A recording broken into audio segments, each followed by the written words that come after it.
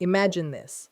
After weeks or months of painful silence, your phone lights up. One message, one name. The person who once drained you suddenly wants access again.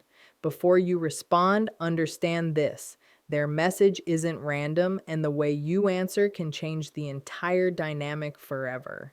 The ending of this will surprise you. If you've ever dealt with someone who disappears and returns like it's a game, stay with me, because understanding this moment could save you months or even years of emotional damage. When a narcissist finally reaches out after silence, the first thing you need to understand is this. They are not doing it because they suddenly realized your value, felt genuine remorse, or experienced emotional clarity. Narcissists break silence only when they need supply. Supply can be attention, validation, control, emotional reaction, admiration, or even the comfort of knowing you're still available for them. Their silence was never meant to give you space, and their return isn't a sign of change. It's driven by a need inside them, not care for you. Narcissists operate through cycles, and silence is part of their pattern. When something or someone else isn't giving them what they want, or when their life becomes dull, they look backward to the people they once drained, testing to see who still responds. This is why their message often feels sudden, oddly timed, or strangely out of place. It appears when you're finally healing or when your focus shifts away from them. They sense that shift like radar. Narcissists don't reach out because they miss you. They reach out because they miss what you once gave them without question. What you must realize is that their return is transactional. They are checking to see if they can still get emotional energy from you. If you answer warmly, they get supply. If you answer angrily, they get supply. Even if you answer neutrally, they read it as an invitation to keep probing. Your emotions, your attention, and your presence have always been currency for them. Narcissists return the moment they fear that currency is slipping away. Their silence beforehand is also part of the same system. When they go quiet, it's usually because they're occupied with another source of supply, dealing with an issue they don't want you to know about, or using distance as a way to regain power. They return only when they feel it benefits them. Their timing is rarely accidental. They might reach out on a day that matters to you, during a moment when you're vulnerable, or when they sense something in your life is improving. They don't want to lose the psychological grip they once held. So when they break silence, it's a move based entirely on their needs, not you well-being. When a narcissist reaches out after silence, their message is almost never spontaneous. It is calculated, deliberate, and crafted to trigger a specific reaction in you. Their communication, whether it appears warm, apologetic, casual, or urgently emotional, is a strategy. They send it to measure your emotional temperature. They want to see if you're still easily influenced, if you still care, or if you've detached from them. Every word is chosen with an intention. If they message you with kindness, they're testing whether you're still open to them. If they reach out with a vague, hey, or how have you been, they're testing whether you'll carry the emotional labor. If they open with something dramatic like, I need to talk, or something reminded me of you, they're testing whether you still prioritize them. Nothing is random. Narcissists study patterns, and your reactions were once their blueprint. The message itself is a tool in their psychological toolbox. For them, it's not about reconnecting, it's about gathering data. They want to know if the silence created panic or pain in you. They want to see if you respond quickly or slowly. They want to see if you still offer empathy, concern, or curiosity. Even your hesitation becomes information to them. If You answer too quickly. They know they still own a piece of your emotional space. If you respond with long explanations or justified feelings, they know they can still pull your strings. If you react with anger, they feel validated that you're still emotionally invested. Every reaction tells them who you are to them now. This is why their messages often have multiple layers. The surface feels innocent, but underneath it's designed to pull you back into familiar roles. They might mirror your past conversations, mimic tenderness, or reference old memories that once bonded you. These are not sentimental gestures, they are hooks.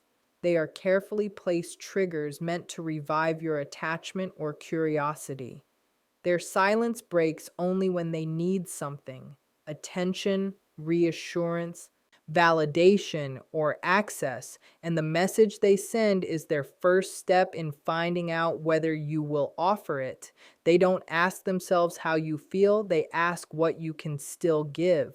Their outreach is a psychological move driven by self interest, crafted with precision, and delivered with an agenda. When a narcissist reaches out after a long period of silence, the very first reaction you give becomes their data set. Narcissists observe emotional responses the way a scientist studies results in a lab. They look for patterns, vulnerabilities, and openings. Your first reply, whether it's one word, a paragraph, a delay, or total silence, tells them everything they need to know about how much influence they still have over you. They are not listening to the words themselves. They are reading the emotional temperature behind them. If you respond immediately, they interpret it as emotional availability. If you respond angrily, they interpret it as emotional investment. If you respond with sadness, they see an opening for manipulation.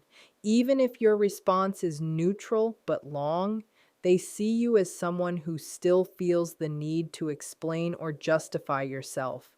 Every tone, every pause, every sentence becomes information. This is why they choose their timing so carefully. They know the power of the first message, and they know the power of the first reaction.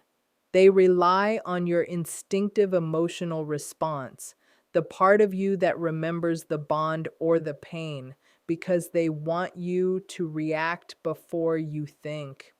Narcissists thrive on emotional reflexes, not logical decisions.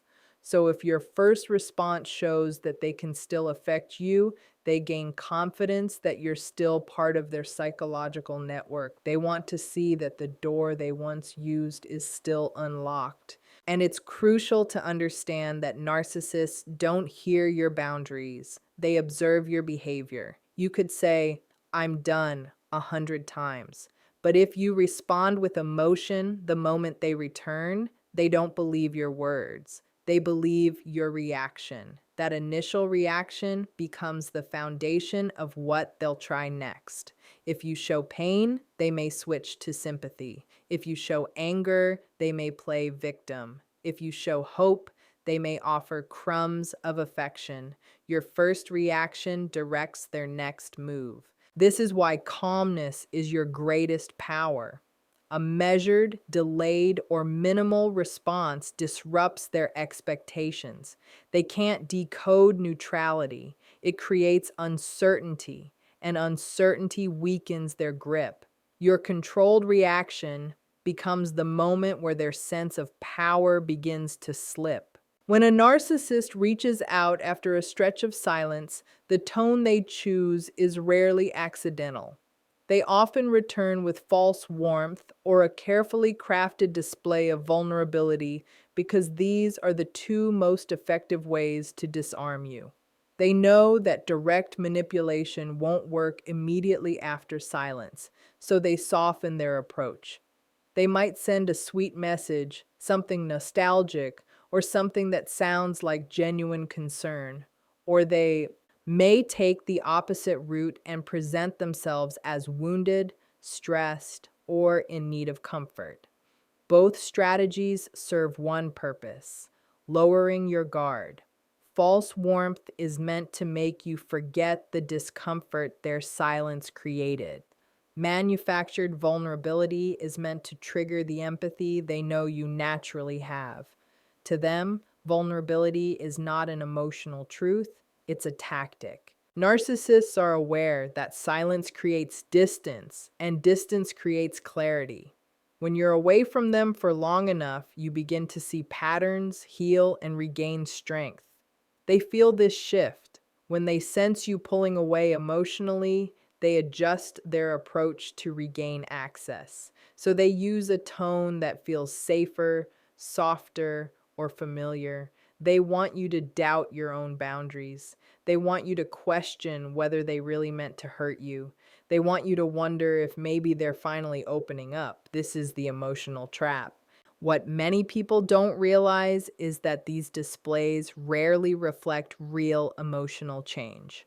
A narcissist's warmth is situational, and their vulnerability appears only when it benefits them. If they're being affectionate, it's because they want reassurance. If they're being vulnerable, it's because they want sympathy. They shape their tone according to what they believe will get the quickest emotional response from you. That's why their messages can feel strangely targeted, almost like they remember exactly what used to work on you. In reality, they do remember. They remember what softened you, what made you stay, what made you forgive. Their return is not about healing the relationship, it's about regaining their emotional leverage.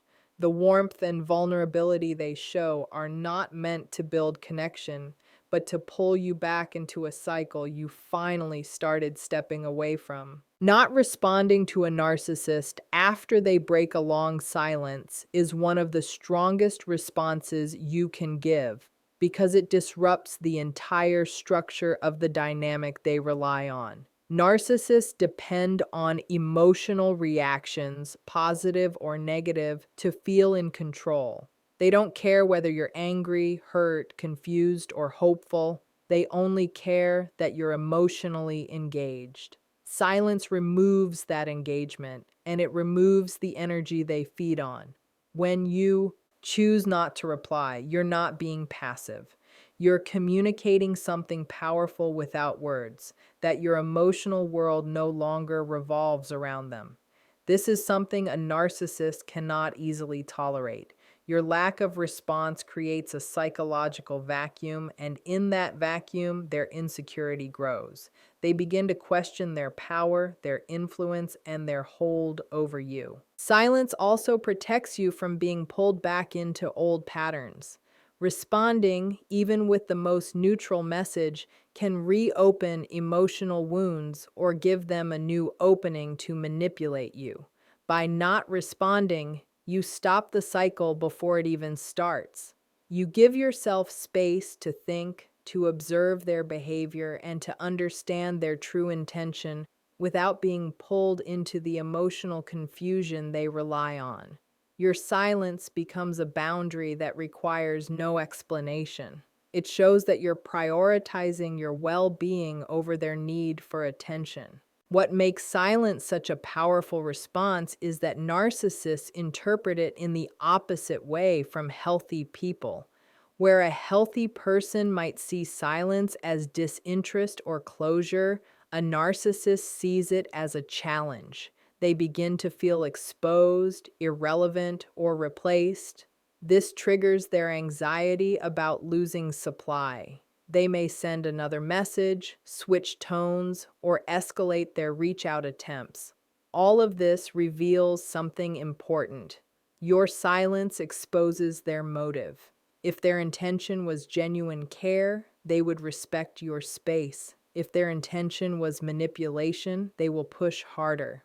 Not responding gives you clarity. It allows you to step outside the emotional fog and see their patterns clearly. And while silence may feel uncomfortable at first, it is often the response that protects you the most because it refuses to give them what they want, your emotional energy.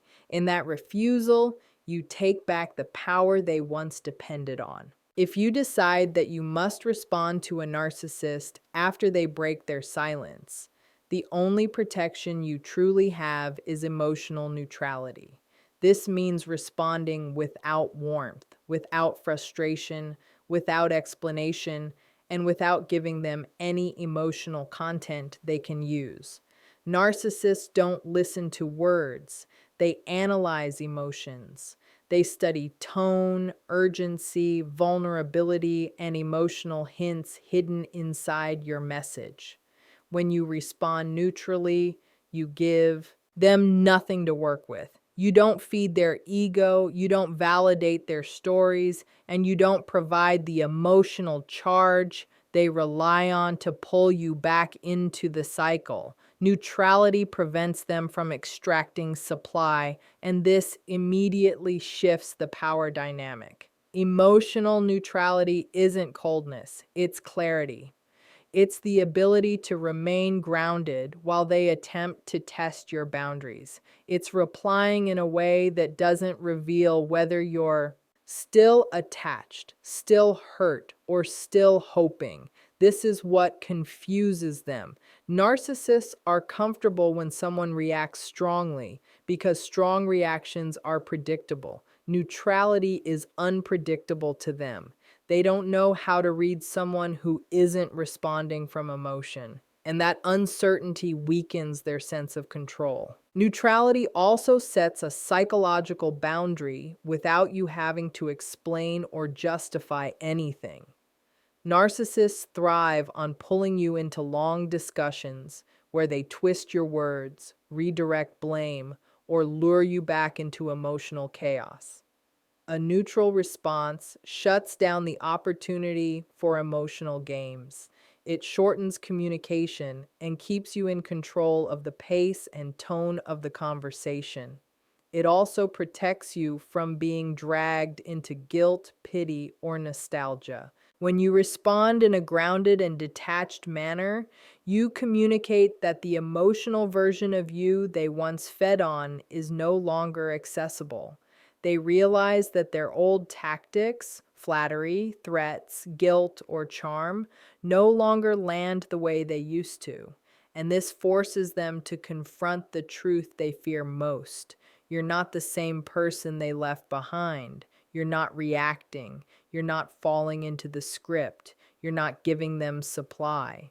This loss of emotional access often causes them to retreat or switch strategies. But either way, your neutrality creates a protective barrier that their manipulation can't pass through. When a narcissist comes back after silence, their return is almost never about reconciliation. It is a setup designed to reestablish control. Narcissists view relationships through the lens of power, not connection. When they reappear, they are checking whether they can still influence your emotions and shift your behavior. Their return is the beginning of a new cycle, not the repair of an old one. They may act gentle or attentive at first, but that is simply the opening move. Once they feel you've softened, the familiar patterns begin creeping back in. The criticism, the dismissiveness, the blame shifting, the gaslighting, it all returns because their core intention hasn't changed. They want access, not equality. They want compliance, not communication. When you respond, even lightly, they begin testing boundaries.